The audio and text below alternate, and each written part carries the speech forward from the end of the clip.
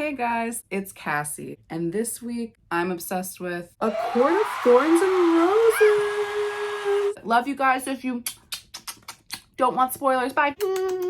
But before we get into this video, I just want to put a disclaimer out there. I have some hardcore feelings about this book. Obsession and hatred. So now let's get into it. So I have been reading A Court of Thorns and Roses straight for the past probably like 3 weeks. It's been like my side hobby on top of like the move and everything. Right now I'm on book, let me pull out my Kindle. 2 hours later. I get all the names mixed up, honestly. Court of something something, a court of something and something, a court of something and something and something and something. I just can't keep track, especially when you're binge reading. It's like I'm just on to the next one. Like I'm on A Court of Silver Flames, but I just started it. So far, I'm not really liking it, but that's how I feel about every one of the books so far. Let's just start with the first book. The actual A Court of Thorns and Roses. Giving Beauty and the Beast, but a little less toxic. The books center around this, well, they did center around this girl named Feyre. Get it? Because she's going to become Fae. Feyre had a hard life. Her mom died when she was younger. Feyre has 2 sisters, and they don't like to help with anything. She is the sole supplier for her family. She lives in the human lands, and there's rumors of the fairy lands and how terrible fairies are. So they're all carrying around iron with them wherever they go. Feyre has ash arrows. Homegirl's ready to kill, and she hates fairies. Feyre one day is out hunting, and she sees like this giant wolf, and she's like, I wonder if this is a fairy. No, it couldn't be a fairy. Anyway, I don't give an F if it's a fairy. I'm gonna kill it anyway. And she has like, she does it with bad intent, which is super important for later in the story. So it turns out that it was a fairy. So this guy, who we later find out is Tamlin, comes and is like, you killed one of the fairies according to the treaty. Now you either have to die, or I will give you the choice to come and live with me in the fairylands. Feyre's like, I guess I'll go with you. She wakes up, she's in like this super beautiful land, and it's called the Spring Court, and everything's spring themed basically there. And this is one of the things that irked me about Feyre in the first book, is that her only personality trait was, my mother is dead and I like to paint. The amount of times that the author described through Feyre that something was so beautiful or so astounding that she could never paint it, I swear. If I went back and I highlighted, I should go back and I should highlight every time they compared something to painting. The sunset is so beautiful, I could never paint it. The grass is so green, I could never paint that shade of green. Like, you gotta get a little more creative with the descriptions. And I know like Feyre hasn't had many opportunities to have other hobbies, but I felt like she was low-key obsessed with painting. And maybe it's just because I'm not like a hardcore artist or something, but I just felt like I couldn't connect with her on that. I just couldn't. I was like, girl, like, you have a lot going on in your life right now. You can talk about more things than painting and color schemes. And I just did not connect with that. It was not my vibe. The world building and everything, I think, is super pretty. I love the idea of how there's different courts. There's the Spring court, day court, night court, Dawn court, autumn court, summer court, like winter court. all the courts. And then there's human lands.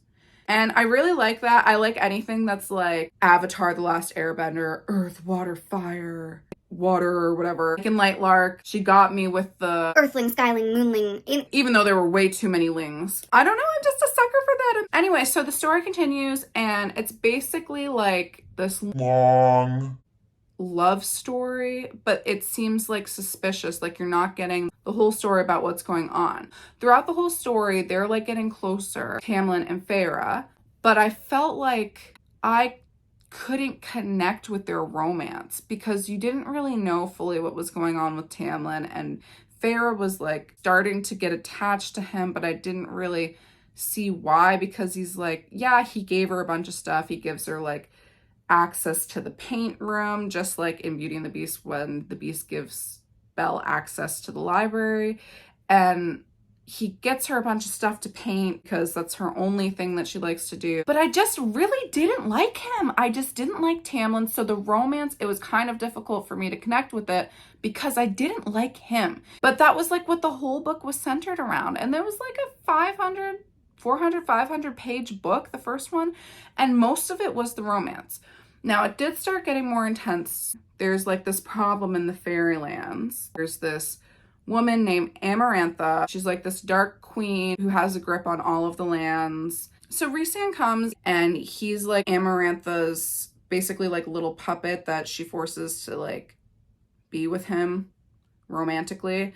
And he like wants Feyre's name and he's like snooping. Tamlin tells Feyre, you have to go back. Amarantha's gonna come for you. But then she goes back to the human lands.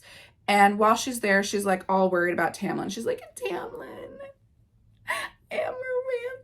And she tells her family, it turns out her family did want her back, and Tamlin had supplied her family with all of these goods and all of their resources. They were super rich, super well taken care of by him. So she was telling her sister, Tamlin's in trouble. She's got to go back. She's got to go back and save Tamlin. And so then she goes back.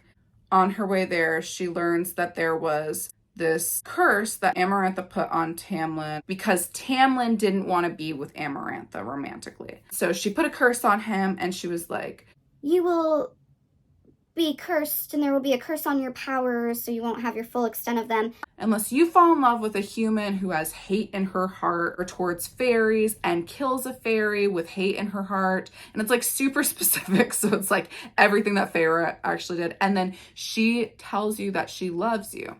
And what was super annoying is that when Tamlin sent her off in the first place, he told her that he loved her, but Feyre didn't say that she loved him in return, like verbally, even though she said it basically in her mind. And she's like, why didn't I say that? So because of all of that, turns out the 50 years were up. So now Tamlin had to be reeled into Amarantha.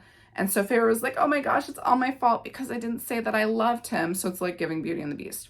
She goes up to the mountain. Amarantha is like, Feyre, you're here. And it turns out all the fairies are down there and they're all held captive basically by Amarantha. And so Amarantha gives Feyre a chance to win Tamlin back. Either solve this riddle or complete all the tasks. So she gets through all the tasks, but then Amarantha tries to kill her, does kill her. Rhysand ends up killing Amarantha when he saw that Amarantha killed Feyre. Anyway, there's just a whole lot of drama going on in this book. All the High Lords come together and they give like little bits of power to Feyre to bring her back to life, and it turns out she turns into a fairy. Feyre's saved, she becomes a fairy, and she goes back with Tamlin. And the rest of the fairies are saved and Amarantha's dead. So that's the end of the first book. So that all sounds great, right? It sounds really complex. It sounds really adventurous. It sounds like a good love story. Like there's a lot going on. The problem is that most of that happened in the first 100 pages and the last 100 pages. That was like a 500-page book.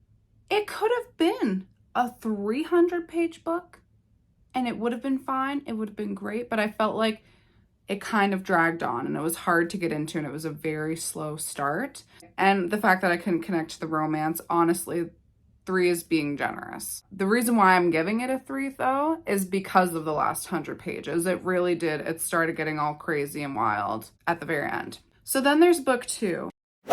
That one is my baby. It is the reason why I'm still sticking around in the rest of the series. Basically, it starts off Tamlin and Feyre are engaged. Because we didn't see the engagement, we know that that's not the climax, so there must be something that goes wrong with their engagement, right? Basically, Tamlin has been keeping Feyre locked up and like won't involve her in anything, treats her like she's this thing that needs to be protected, sees that she's starving and wasting away and is super depressed, doesn't wake up with her when she's vomiting and crying in her sleep because of all the trauma she has from what she saw in Amarantha's little cave under the mountain. He is literally such a jerk and they are still getting married and she's like working through all of these feelings.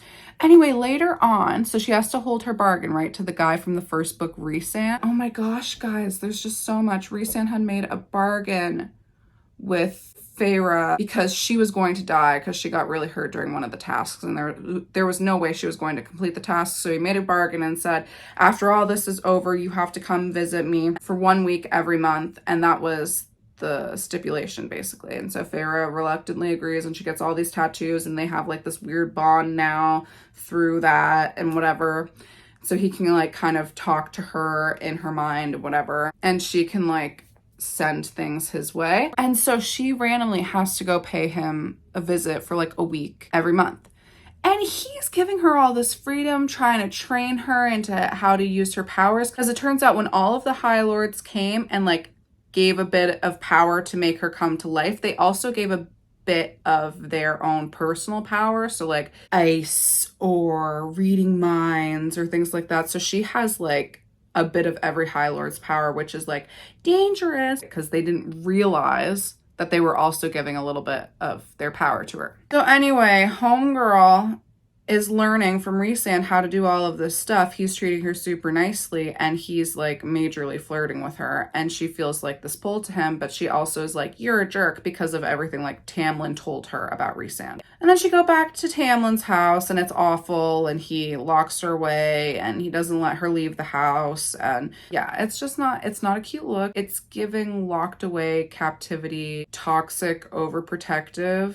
And I get it. Like, it's supposed to be like he cares about her so much he doesn't want her to leave, but she's like wasting away, and he really doesn't seem like he gives a crap about her.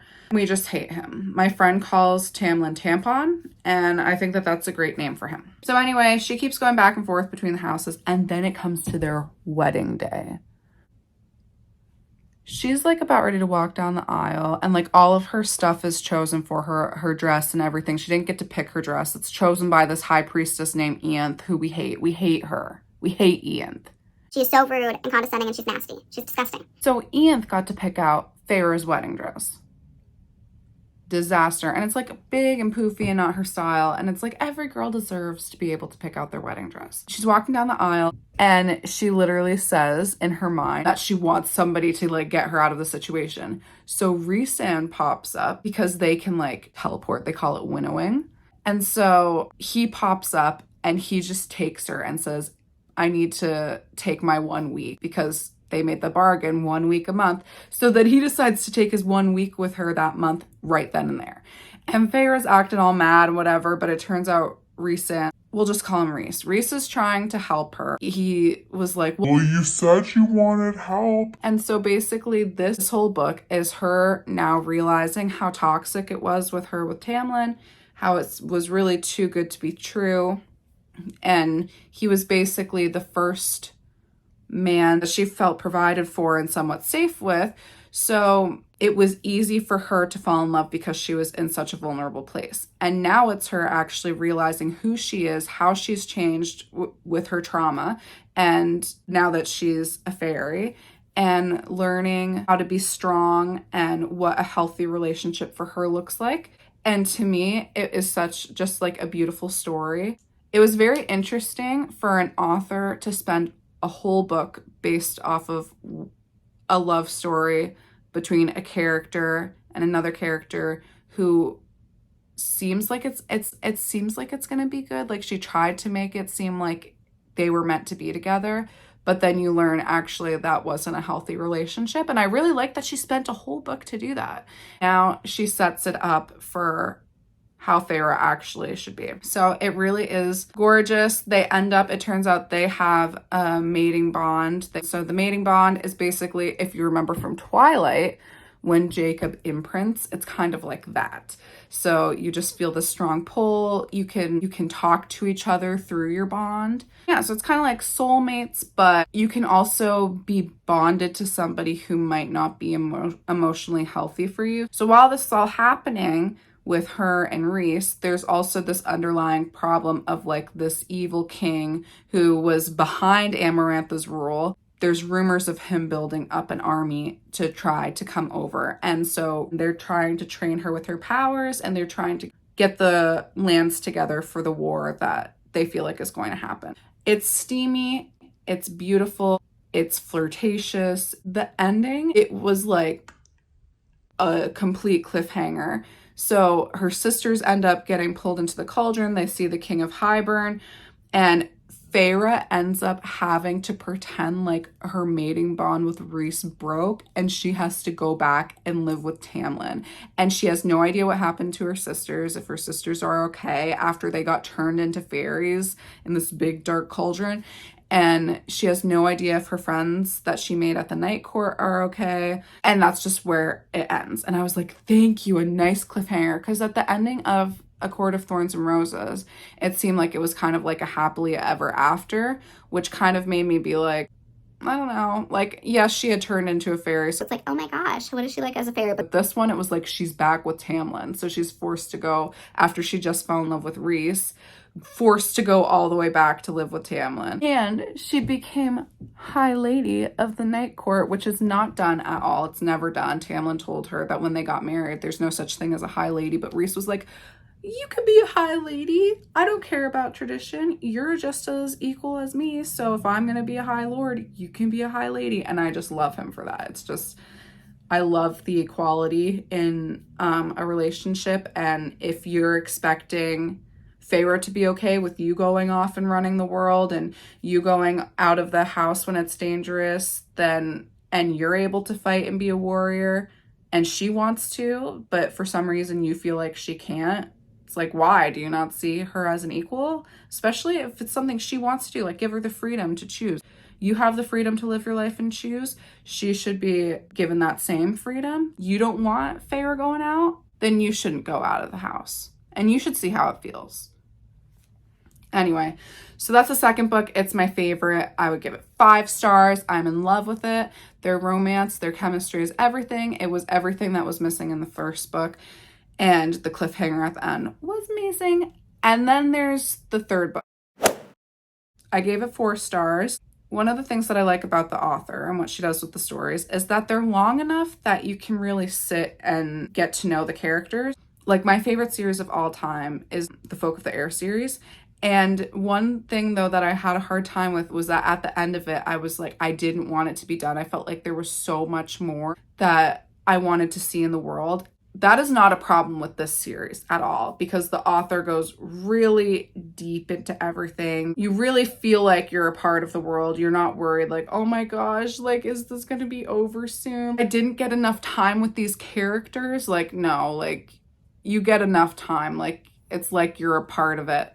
So I really do like that, but some parts of it, it was just like, okay, do we really have to go into detail about this? Like the war is going on for like 300 pages. It keeps seeming like it's going to get to the climax and then it turns out, oh, it's not the climax. The climax is still going. So I felt like the buildup was kind of long. But the third book is basically all preparing for the actual war. I really liked the battle scenes. Some of them were really intense. The author pulls in so many different parts of the other courts, so you get to see all the different powers Feyre has, and you get to know more of the backstories of the other characters, so I really did like it. I just felt like it was a slow start again. The timing of everything seemed a little off to the point where when it got to the actual climax, it didn't build up for me like how I thought it would, just because I was like, okay, we're still sitting in the war, like we're still sitting here. At the end, Rhys technically died and then they brought him back. The only character who really died was Feyre's dad. But I don't know, I felt like somebody should have died. And I don't know if this is me being toxic or whatever, and I just need to go watch the Titanic or something. But I just feel like it's the third book and nobody close to Feyre has actually died yet.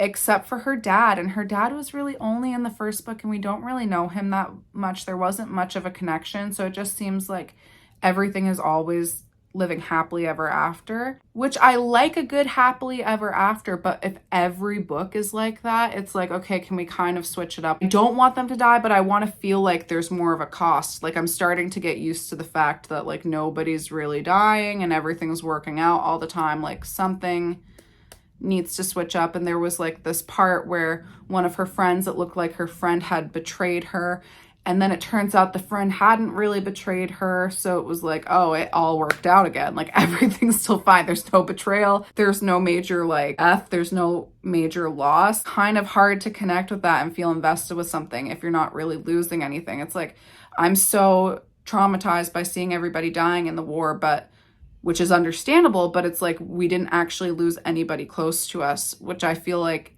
typically happens in a war. Like you lose friends, you lose family, you lose people on your team who were really close to you, and nobody except for the serial, I guess. I just felt like somebody from her core group should have gone, but that's just me.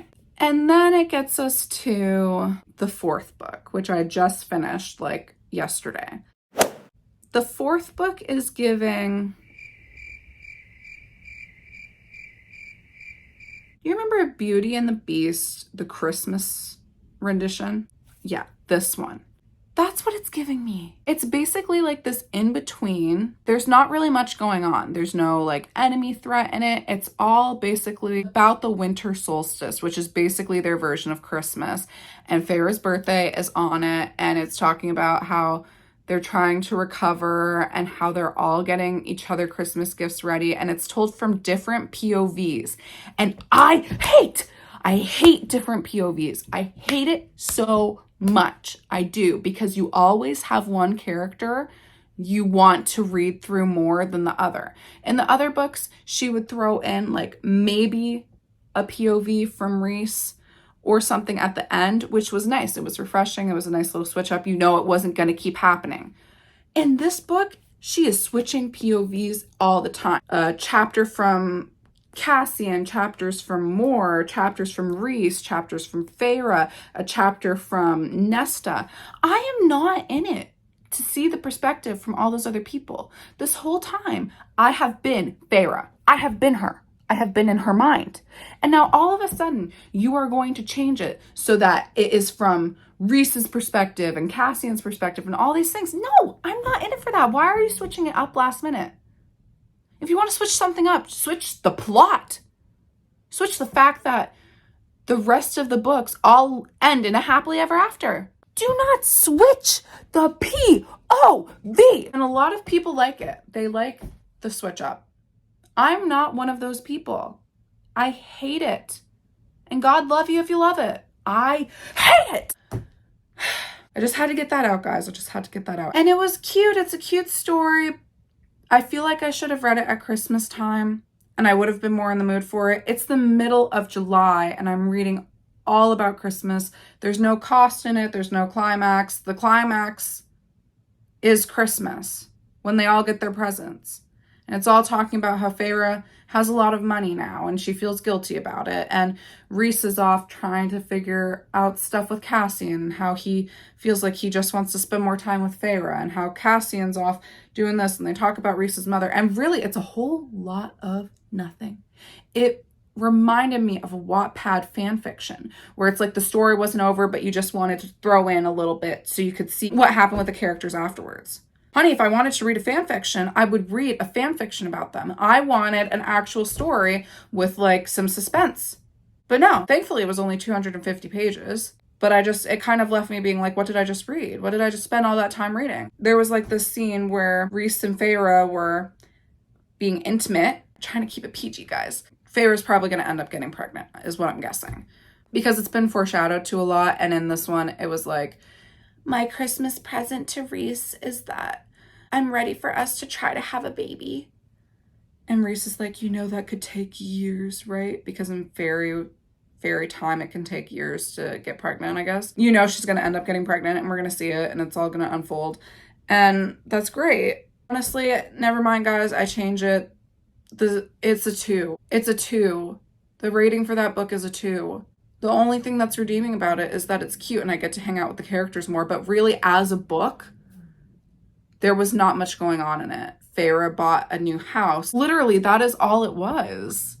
Nesta came over and at Christmas it was awkward. I read 250 pages of that. Felt like a really long epilogue.